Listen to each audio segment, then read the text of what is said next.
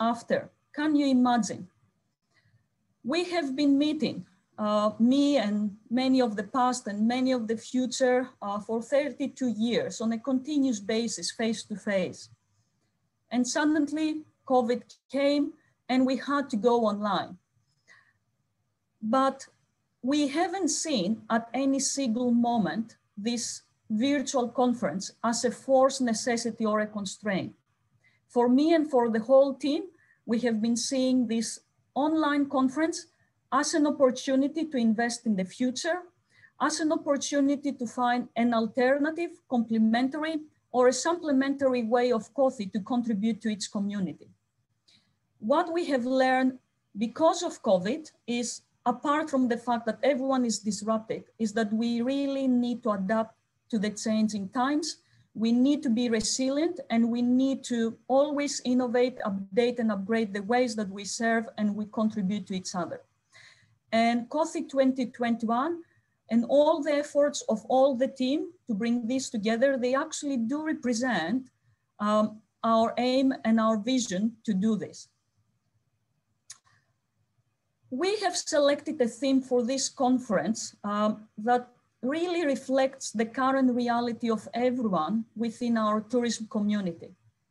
You've seen it in many various communications by us. Transformations in uncertain times, future perfect in tourism, hospitality, and events.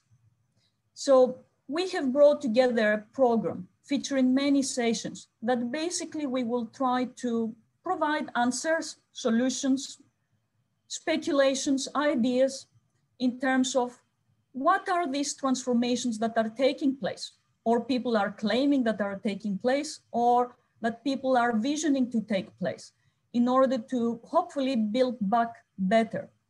But then having said that, what do we mean by better? What is this perfect future that we envision it should be, or how people envision to be? Very critical questions, and we are all looking forward to all the distinguished speakers of this conference to share their knowledge and expertise on that. So what is the online conference community that you and everyone is going to experience here online? Our call of papers that actually was featuring 15 different tracks has managed to attract 160 paper submissions. From that, 137 papers were accepted as working or full papers for presentation. And they're going to provide answers to the topics I mentioned before. We are actually 291 souls gathered together on this online platform to discuss these topical issues. We represent 94 institutions or universities globally and 32 countries worldwide. You can start counting the flags here. I will assure you they're not 32, they're actually 30. We have excluded the flag from Australia and New Zealand just for space issues, nothing else. So as I have said before, COTHI 2021 was not a constraint for us. It was actually an opportunity to upgrade our services to the COTHI community, and we have tried our best to exploit the features of the community and the technology to bring together a quite diversified, multidisciplinary, and multi-international speakers to develop our program. Now, you should, all of you, have access to the program online. You've seen that we have a very intense and rich program. We are going to have our distinguished keynote speaker very soon. We have 2 industry academia discussion panels featuring more than 22 international speakers from leading academics and professionals. We have 3 concurrent paper sessions from all the papers that the conference proceedings are featuring, including a session featuring the 2 winners of the COTHI case study project. The COTHI case study project has been running during the last year. It was very successful. We had 38 case studies submitted overall. 26 of them, they are actually going to be published in a book, and we selected the top of the top 2 winners for you to hear during the conference. So if you have the time, please do attend the session to learn more about this project and to learn from these winning case studies. The online program has nothing to be jealous about a face-to-face meeting. We have actually tried to simulate and enrich every single aspect of our traditional conference. The online social activities, they do represent our social events that we always have. We have 3 distinguished contributors to our social networking events that we hope they're going to be not only fun, but also educational, as all the representatives of the organizations will be giving an interview, sharing their experience with us. We have the GRIA debate, we have the Meet the Editor session with more than 10 journal editors participating. We already had the PhD workshop. We have the Coffee Awards, the Ask the Fellow session, the SIG meetings, and many more, which probably I have forgotten.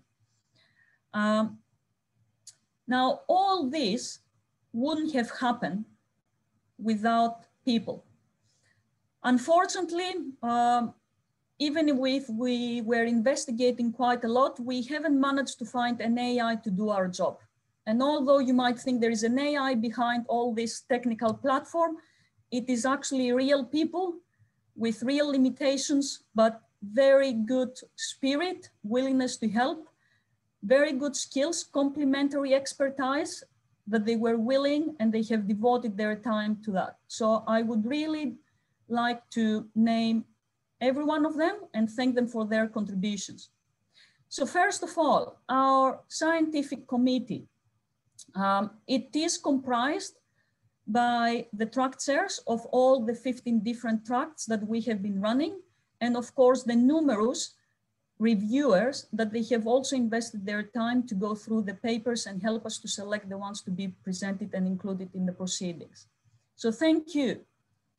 I would also like to thank members from the organizing committee of COTHI. We have 3 members from the COTHI committee that they were oversighting our operations, providing advice and making sure that we are on the right track. So I would like to thank Professor Kirsten Holmes, Professor Karen Smith, and Associate Professor Judith Mayer for all their help and for being patient, but also constructive to our work. I would also like to thank specific members from the organizing committee from COTHI 2021. First, Edmund Goth, he was overlooking the PhD workshop that we have been conducting last week, along with another 3 members, Ms. Madin Madani, Ina Reitkenberger, and Michael Hughes. Thank you all for this wonderful PhD workshop that we had. Isabella Ye, she has been a volunteer helping with our scientific committee works and tasks that we had to bring together. Effie Steriopoulos, thank you very much. You were the person behind all the promotions and the marketing material produced for our COTHI conference. Nicole Yu, thank you. You have been a very good coordinator to bring together COTHI 2021 as well. Aaron Tam, we really thank you for your efforts to bring and coordinate with all our sponsors and industry that has engaged with us. And of course, I have to thank all the lovely ladies from Forum, Monique Bernard, Len Costantino, Lauren Hayward, Claire Dawson, and Amy Poo, that they represent our PCO, overlooking our technology platform and many more behind the COTHI conference.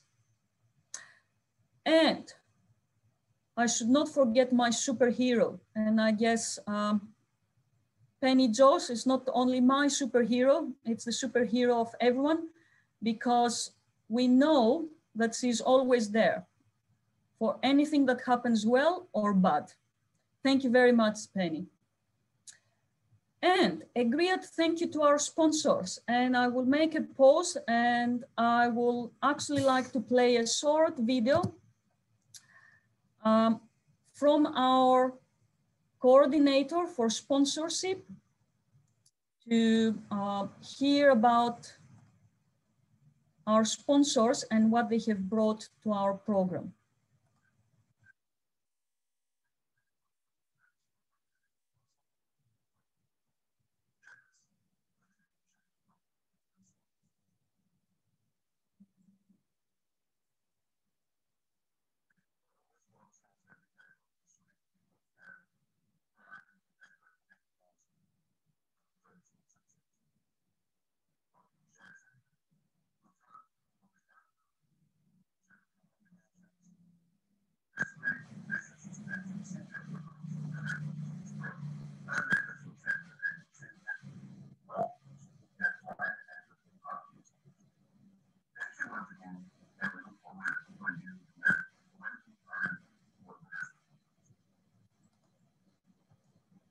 Thank you.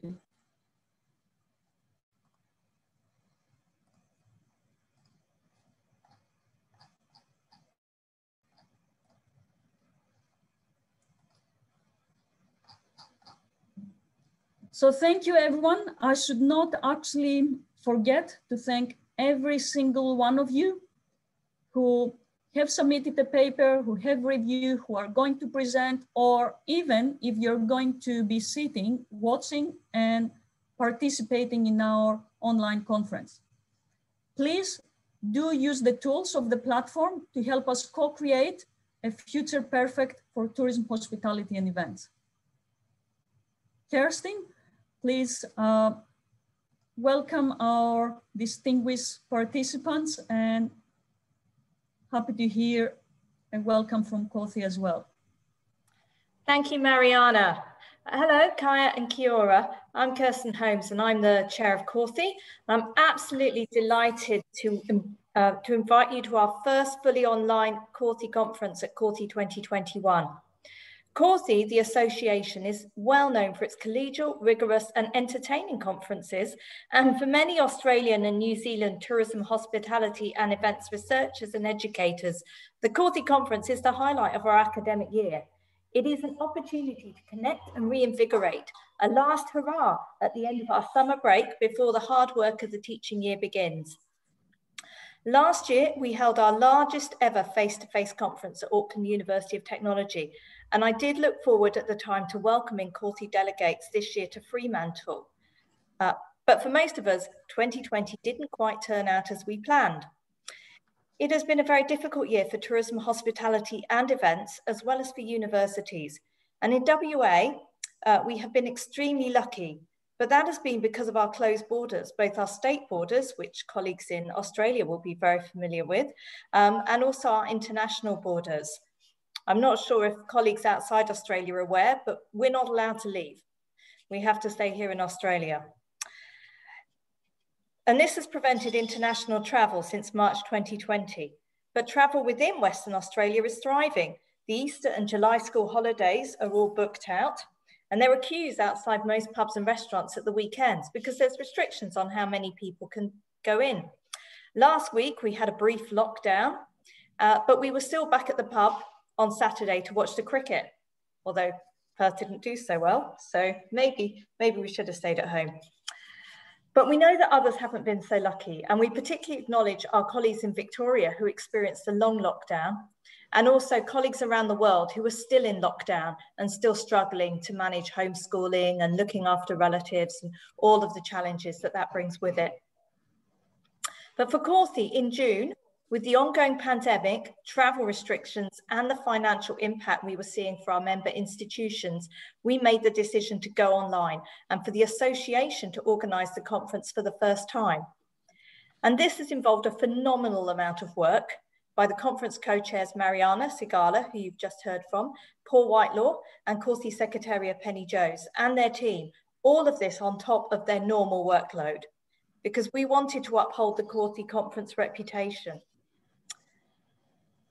I am as excited as you are, and as Mariana has outlined, we have sought to keep all of the regular COTHI conference staples going, the PhD and early career researcher workshops, which took place on Friday, because we didn't want the pandemic to prevent us from supporting and developing our newest researchers and academics. And as you've heard, we also have our usual keynotes, panels, the great debate, and even social events.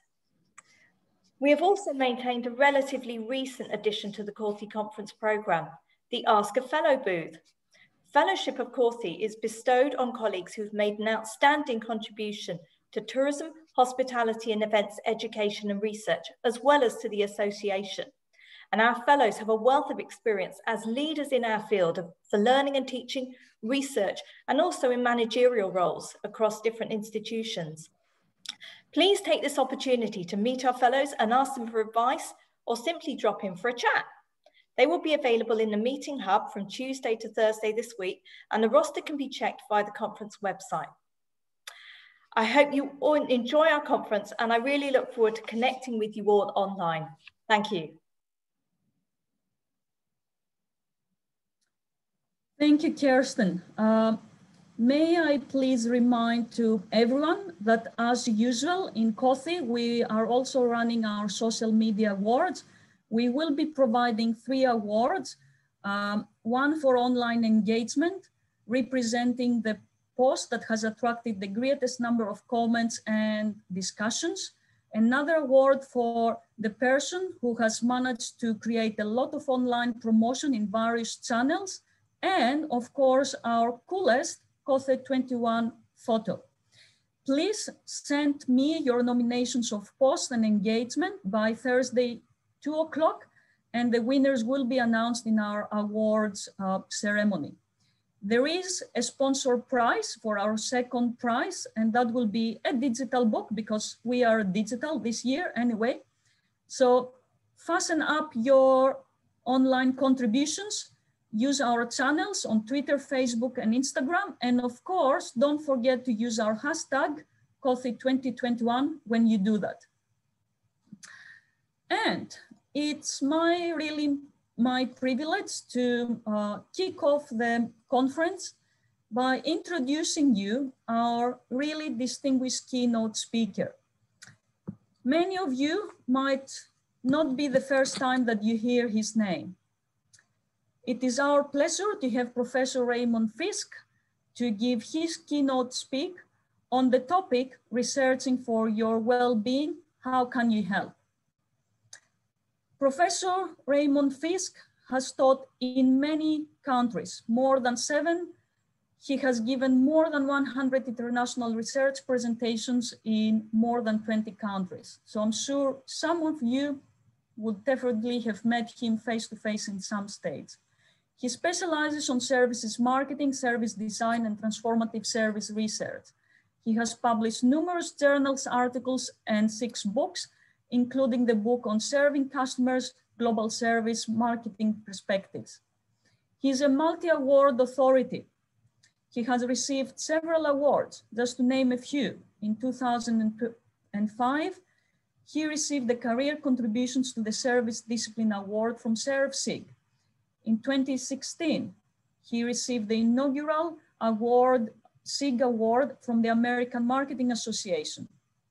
He is also the founder of the AMA Services Marketing Special Interest Group named ServSIG back in 1993. And quite recently, in 2018, he actually founded ServCollab, which is actually a service research lab seeking to serve humanity through collaborative service research. And this is what he is also to talk tomorrow in morning. And I will urge you to attend the session and try to find out more opportunities how you can work with Ray and many other researchers affiliated with this research center. So I will stop here and I will give the floor to Ray, and thank you very much for being available and willing to share with us online your experience and your insights about well-being and service research. Thank you, Ray. Thank you, Mariana. Hopefully you can hear me. I'm going to switch my slides. And let me get them in screen share mode.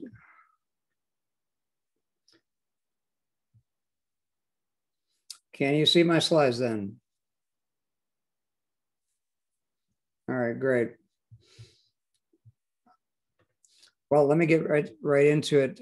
I've got a slightly different title than Mariana showed you, and oops, I'm going ahead of myself here. Let's try to go backing up one. I have a tendency to edit titles, and I want to focus primarily on elevating service experience and what I'm going to tell you about tourism services. I will be linking to well-being throughout the talk, and I will be talking about ServCollab today and also in the workshop tomorrow that Mariana has referenced. So let me get right to it. I know we're tight on time and I've got a lot to tell you. I should start with a key point. I am not a tourism scholar. I am a service scholar. I've been a service scholar since my PhD in 1980, which means it's 40 plus years time. But I'm not going to give you all those details. I'm going to focus on well-being and human experience. So there we go. The agenda I've got for you is just 5 items. I've got the background of where we are and how we got here and how I got here too. Then I'm going to focus on tourism services and how tourism services can enable human experience. I'll then look at tourism services as they can energize human experience. And then I'll look at tourism services expanding human experience. So enable, energize, and expand. And I'll finish with the idea of taking action. So let me start with, in terms of background, with what now. And some of the comments that Mariana and the rest of you were making about where we are tied to COVID, or where I'm starting. COVID has scrambled everything for us. And to me, there are some opportunity perspectives that we can take that are the best way to look at where we are. To me, it's time to clean up our mess. And I mean our in the sense of our species. Our species has made a mess of things, I think. So to me, what can we do about that? I think we can rethink it. That's one of the terms I've been seeing in the business literature and the popular literature: reimagining, rebuilding. To me, those are key ideas that help capture the need to change things. The World Economic Forum, if you follow them, had a great phrase for it. They're calling it the Great Reset. And if you check into their literature, which I referenced there on my page, the World Economic Forum is really proposing a lot of different changes that would be part of what they think we need to do.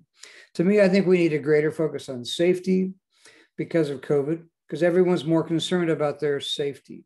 We need a greater focus on inequality, which at first glance wouldn't be as obvious as COVID, but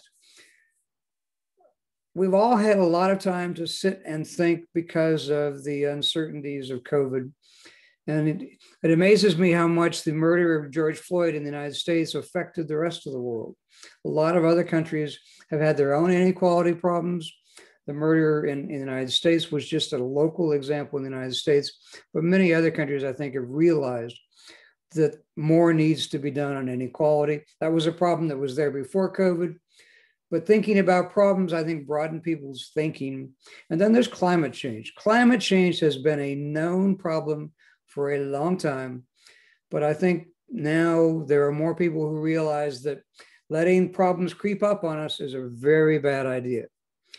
And I noticed when I was checking on some of the tourism background information that I could find, that the World Tourism Day, this is the United Nations World Tourism Day in 2020, their phrase was rebuilding tourism in a safe, equitable, and climate-friendly way. So I think all of those are key ideas for trying to change things. But let me go even further back than the recent times. Most of us will not miss 2020, but let me jump you back to my childhood briefly to give you a sense of what I do know about tourism. This is a picture from the 1960s when I was a child, a high school student in Las Vegas. This is my background in tourism services. Not that I became a tourism services scholar, but this is part of the reason I became a services scholar, because I used to hang out in casinos as a high school kid, watching all the gamblers and wondering why they did what they did. This is actually why I got excited about services, even though in so many ways, I'm not even that fond of gambling. I actually like watching other people lose their money, though. I really enjoy that. I don't enjoy losing my own money, but this is part of what I was doing. I was watching other people lose money. I still enjoy that, watching other people lose their money. So let me get to the more modern era then, as opposed to where I started in life, becoming a service scholar. In the last decade, I began to focus my service research on what I call serving humans. So this is my last decade approximately of my own serving humans research. In 2009, I did an article all by myself, which I rarely do, on customer liberation. And then I got invited to be part of the Transformative Service Research movement, and I'll talk a little bit more about that very shortly. And then shortly after that, I led a project on billions of impoverished people need to be served better. And then in 2018, I led a project on design for service inclusion. The University of Queensland hosted that conference in Brisbane. And in that same year, I also announced that I was forming ServCollab. This was at the ServSIG conference. Mariana referenced the ServSIG conference that I founded. ServSIG was 25 years old, and I announced that it was time for the members of ServSIG to reach even higher. And that was why I was proposing that we should have something like ServCollab. And then in even more recent times, I got involved in leading a project on systemic social innovation and co-working with my colleague, Linda Alkar, who will be part of the workshop tomorrow. I did a project with her on the global refugee crisis.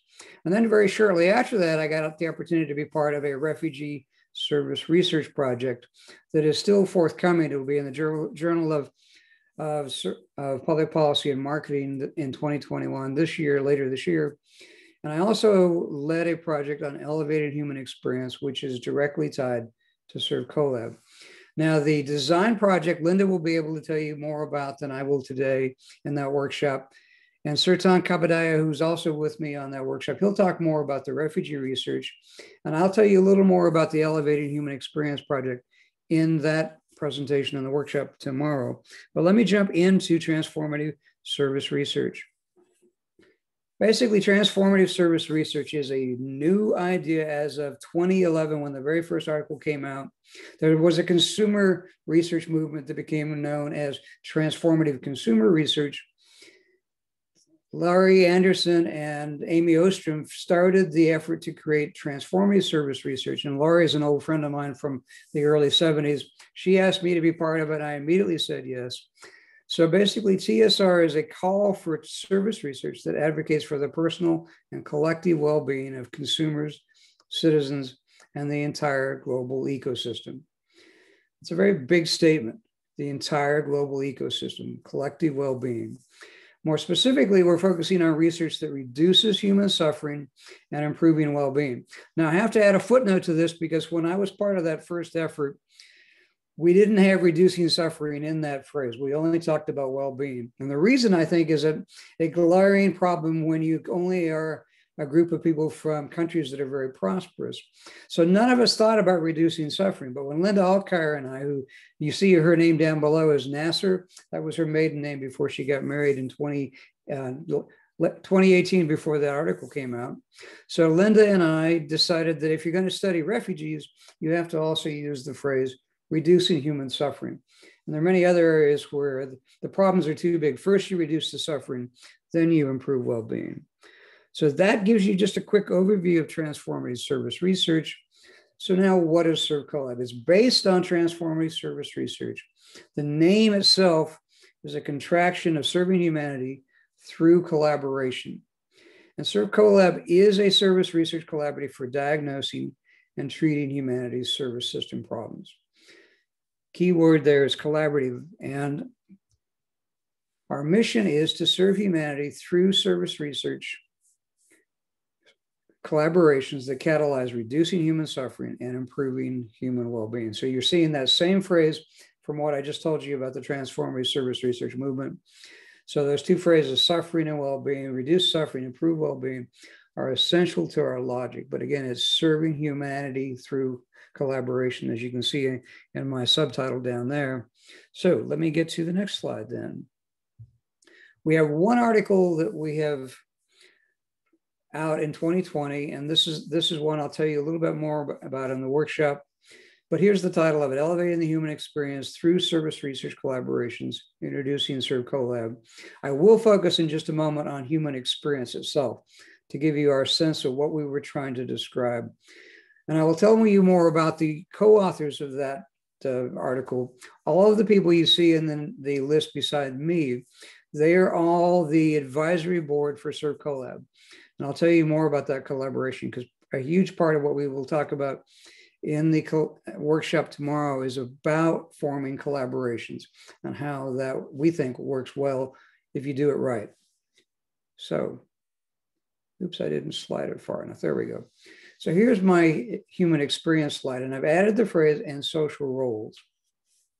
When we wrote that article, Elevating the Human Experience, we got to that phrase because we got into a discussion about what are the roles that business scholars typically study. Most of us were marketing scholars. Dave Bowen was the exception. He's a management professor. He does service research. So down here at the bottom of the slide is public experiences that are customer roles and employee roles. So for most of my early years of my career, I was studying customer roles. And Dave Bowen in management, he was studying employee roles. So in business schools, we've typically looked at the monetary side of human interactions, which is why I've got that mostly monetary interactions. But if we try to think harder about human experience, there are more experiences than the public stuff that business schools tend to look at. And that gets to all the private stuff, the private experiences. And here I'm breaking them into family roles and friends roles. Family roles like parents, children, grandparents, extended family members. These are ancient roles. These are essential to human life, of course. And then there are friends roles, close friendships, social friendships. Those are a key part of life too. Those are mostly non-monetary interactions. So basically, we think human experience can be grouped into private experiences and public experiences, but we need to think bigger about the human. We need to think about them as more than money, more than trying to serve their monetary needs, but also in our services that we offer them, think about their entire human experience needs. But note that these are all social roles and these are all essential. So let me elaborate just a little more in terms of that breadth of the logic with this next slide. This slide basically says service occurs in interactions. Interactions, I think, are the essence of service, but there are two kinds that I've just shown you. There's the social interactions. And when I was a PhD student way back in the 20th century, I was doing a minor in psychology, and the psychologists only were interested in social interactions. They thought anything monetary was just awful. Meanwhile, over in the business school where I was studying, the business school was interested in monetary interactions, and they thought social interactions were boring. I think both perspectives are wrong. I think we've both, in both of those fields, been missing the human. I think the human is in the middle. And the reason I've got those hands reaching for each other is I think we need to bridge the gap between the social interactions and the monetary interactions in human experience so we can serve the whole human, not just the social human or the monetary human. Because we are, to me, undermining our understanding of what humans are. And if you think about tourism itself, tourism is done heavily for social reasons, not just for monetary reasons. I remember when I was living in Orlando, I was amazed at how many families would come to Disney World year after year after year. They didn't go just because they loved Mickey Mouse. They went because they loved their family going to Mickey Mouse's palace and enjoying Mickey Mouse. That's why they went. Mickey was just the reason to bring the family. Okay, next slide then. ServCollab seeks to accelerate fairness. Fairness is really a key theme, and that's really been a life theme for me ever since my days hanging out in casinos. I became obsessed with fairness. So transformative service research is one of our key ways of trying to build support for fairness. And we're very interested in creating tools such as service design to push fairness forward. And I'm going to talk a little bit more about service design with you, but I won't have a lot of time with that. Then I'll jump to just trying to increase momentum, which is a key part of my talk today. But ServCollab is intended to accelerate fairness. This slide gives you an overview of where I think research should go. Not just my research, not just your research, but all of our research. I think when I was first trained in business schools, there was a tendency to be more of an observer than to anybody changing things, which is my label for tinkerers. I mean, when I was hanging out in casinos, I was an observer. I was watching things happen, but I didn't know how to change anything. The tinkerer idea, I'll give you from my own research past.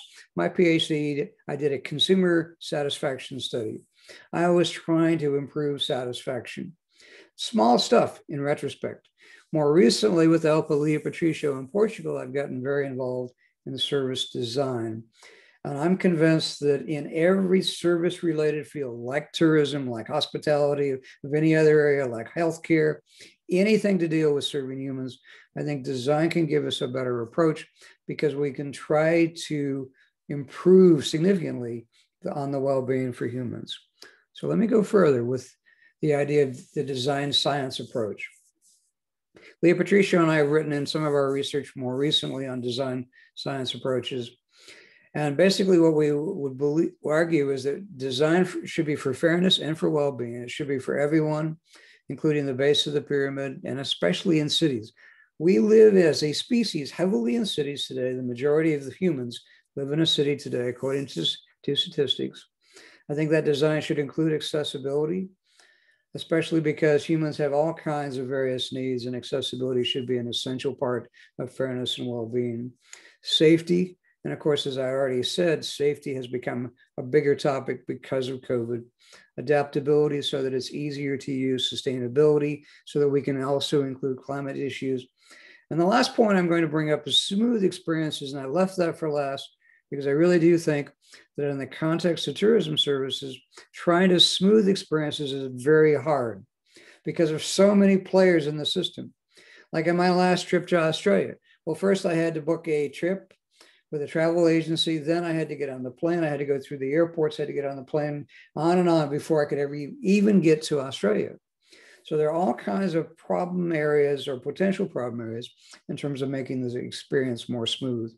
And I should note that I discovered just yesterday that there is some design science research happening in tourism already. And this is the snapshot I've taken of smart tourism design from the Annals of Tourism Research. There's several different articles on design-focused tourism research. So let me move on then from that. One last slide tied to design, and that's this slide. To me, all design for humans should be as inclusive as possible, starting with the touch points. And touch points gets discussed a lot in some of the services literature that I've been part of, the various contact points with services. We've often talked about journeys, which is the next level up when you combine touch points. And then channels gets to issues like the various ways we might reach people. And in tourism, you've been seeing more virtual tourism because of COVID. Now, virtual tourism is not as much fun, but virtual tourism is better than nothing. And I've seen some very interesting examples of museums. In the absence of customers and tourists, or patrons rather, coming to the museum, they've developed some virtual visits to the museum, which seem very interesting. Still not the same as walking the museum floor, but still better than nothing. And last, the highest level of design for experience is systems of systems, the ecosystems level. Some of those smooth experience ideas I was talking about could really only be smooth at the ecosystem level, where you have all those systems if you try to get them to work together better. Oops, I went the wrong direction. That's not a good idea. Let's try it again. Now, tourism services can enable human experience, which comes back to my key theme in terms of elevating human experience. By enable, I mean enabling concerns movement. And as humans, we need to move. We all know that. We all know that movement is essential to being a human. And to me, we should have the right to move freely about the planet, despite all the governments that frequently say otherwise, despite all the potential problems, we should have the right to move about the planet. As a species, we would not even be able to be on as many continents, as many parts of the world as we are, if it weren't for movement. We migrated all across the planet. We all migrated out of Africa, according to the research, and we kept moving. So I think this is part of the reason why tourism matters so much to humans, because I think it's deeply embedded in the human soul, that need to move. I think we need research that helps improve the transformational value of any tourism experience without neglecting our impact on planet Earth. In my travels around the world, I've been in places back in the 1980s where I would see other American tourists in Europe. When I was over there on a Fulbright, I'd see American tourists acting very disrespectfully to the local people in that culture they were in. It always disgusted me that humans could behave that way to the locals. We need a more transformational nature of things so that the tourists know how to behave and that the entire system is more successful. To me, the word transformational also means sort of educational. This is part of the reason I love working in education, because to me, education is the most transformational thing we could do. And last, this might include research on sustainable tourism and climate change. So let me keep going then. I think our human footprints are huge on our planet. We know that. And notice I'm saying 16 billion human footprints nearly. And I'm obviously counting both feet. And we're supposedly approaching 8 billion people on the planet, rapidly approaching that point. That's a lot of footprints. And of course, that's only if you're standing in one place. But of course, if we keep moving, we have a lot more impact. Our species needs to solve that problem. Otherwise, so many other things beyond tourism are in deep trouble. And I accidentally, there we go. One other thing tied to climate change issues is this slide. This is a model I created with my colleague Kunio Shirahata on sustainability, in which we argued for a tripartite model for service sustainability when we were looking at human relationships, but also relationships with nature. We argue that we need to respect nature's role in supporting all life, not just human life, but all life. And so I'll provide the citations to all these various things I've mentioned in the back of my slides so that you can share them with each other later. But that is our effort to try to capture what we think is not just a human with human, but also human with nature relationship. Now, on to tourism services that can energize human experience. To me, energizing concerns emotions, and emotions reach our brain before logic can. So we seek such emotions as the awe of standing on the edge of the Grand Canyon or the thrill of a boat trip through Norwegian fjords. And COVID-19 has made travel scary now. So to me, research is needed to improve the safety of travel and tourism so that people can freely move about the planet again. And research is needed that improves the emotional dimensions in these nervous times. And that gets me to a little more on emotions. There's an emotional role to storytelling and theater that I think doesn't always get enough attention. We are a storytelling species. Stories reach our emotional core.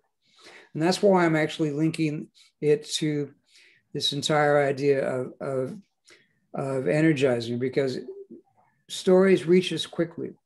Now, I should note that my only recent tourism article is one with Clara Bassano. She's the lead author on storytelling about places, which is tourism marketing in the digital age.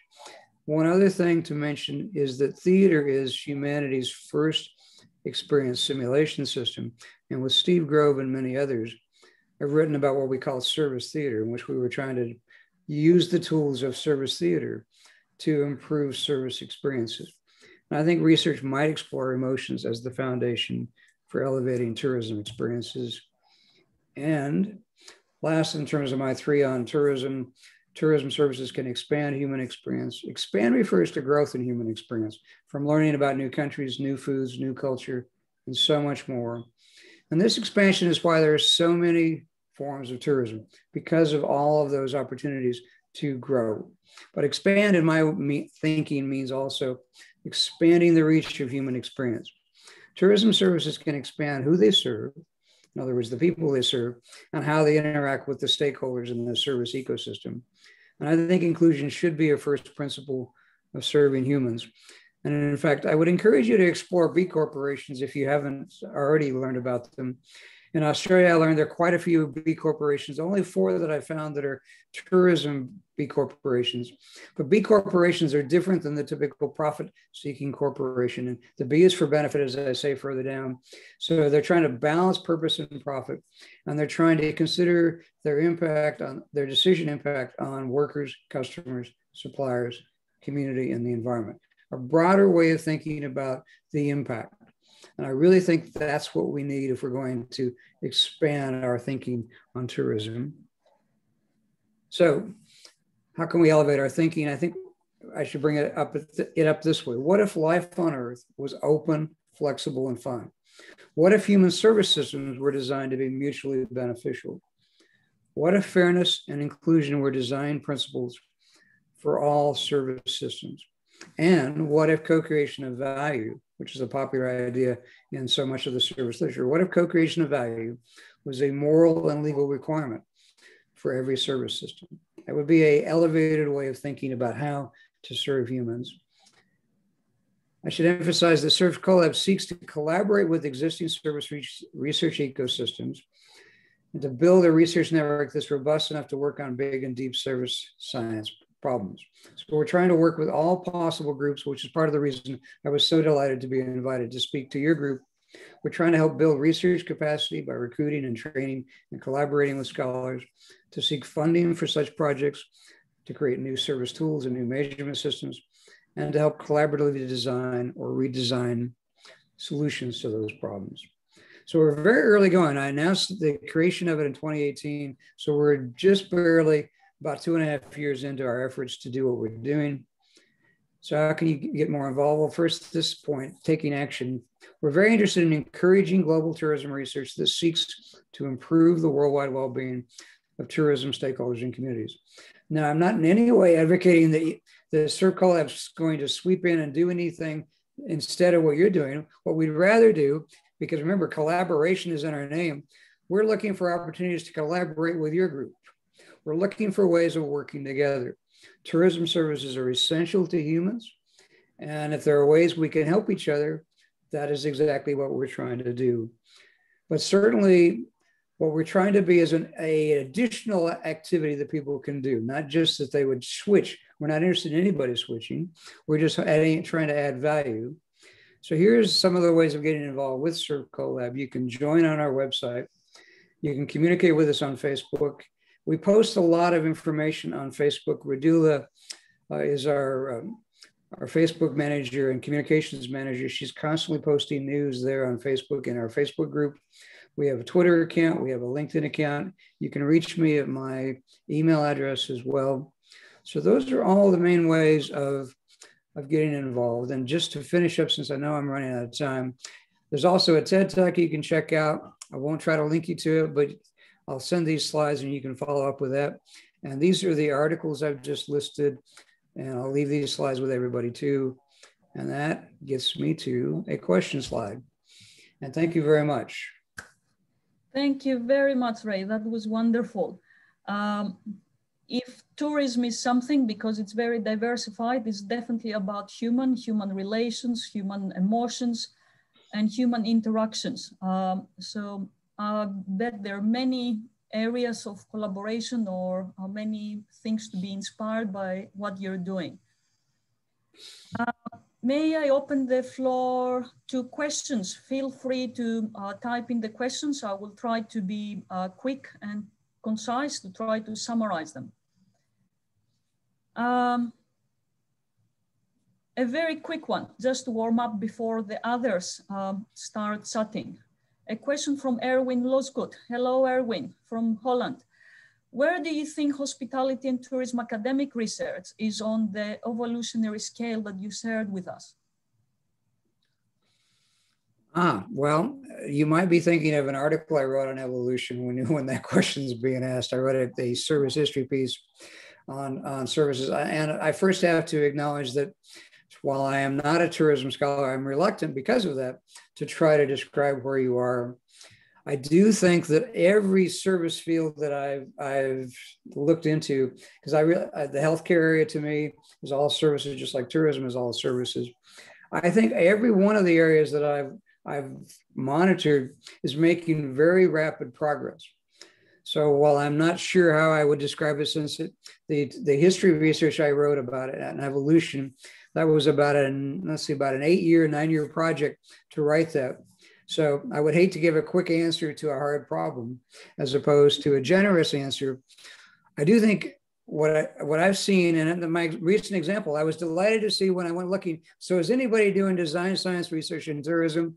I found it immediately.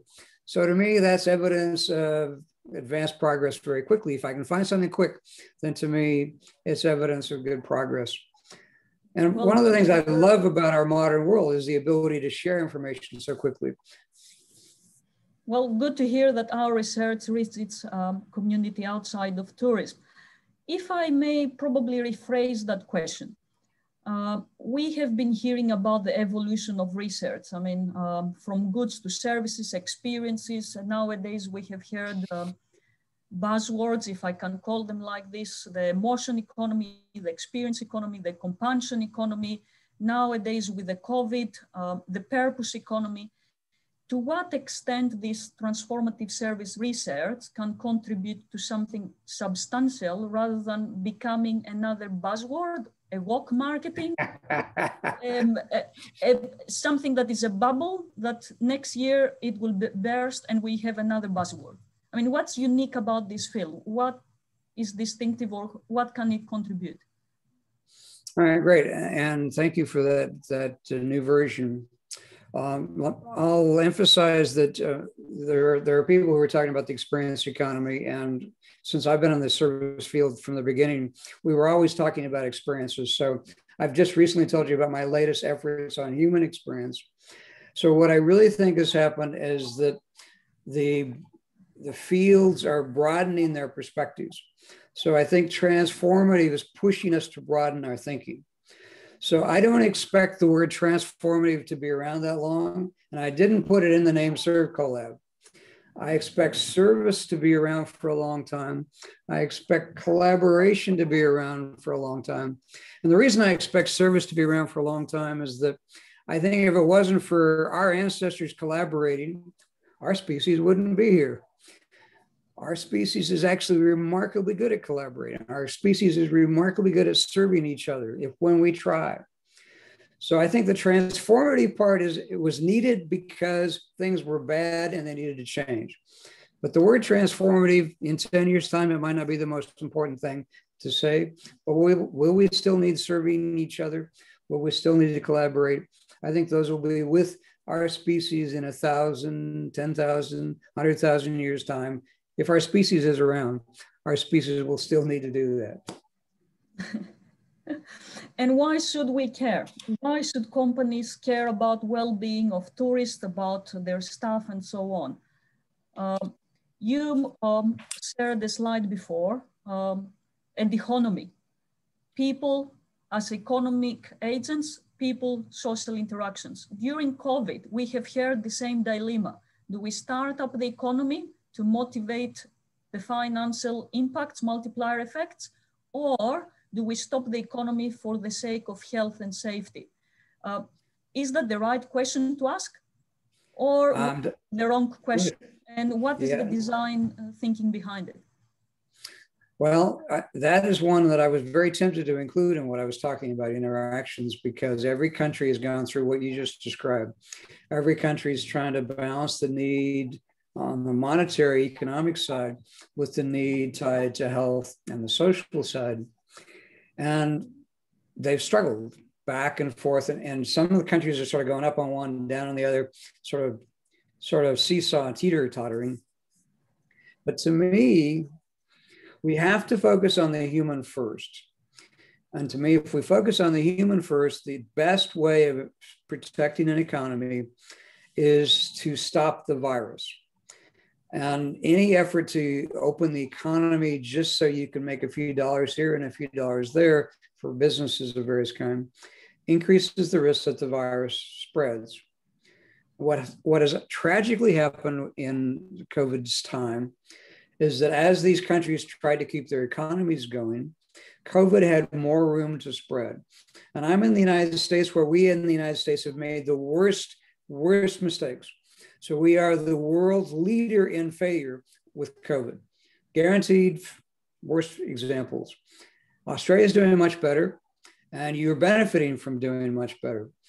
But being careful about a dangerous disease that no one can see, and only recently could we test for it, much less have vaccines for it. I think we need to remember that human life is more valuable than any money. There is no price any of us would put on our mother if we lose her because of COVID, or our daughter or our son or any member of a family member.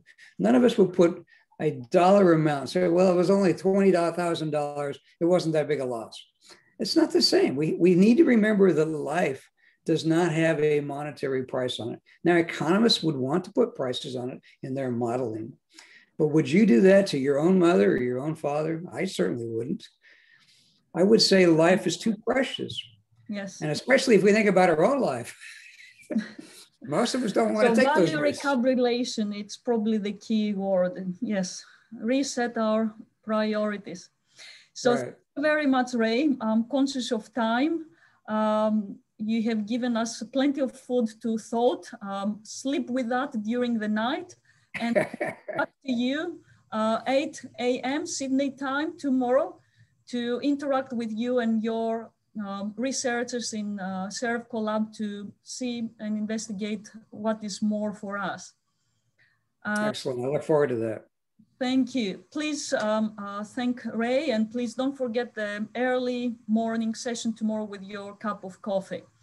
Now, before we close, that was just the kickoff of our conference. We go on with the parallel sessions, and at the end of the day, we also have our online social events with the online cooking demonstration of Sprout. Thank you very much for attending, and see you soon again.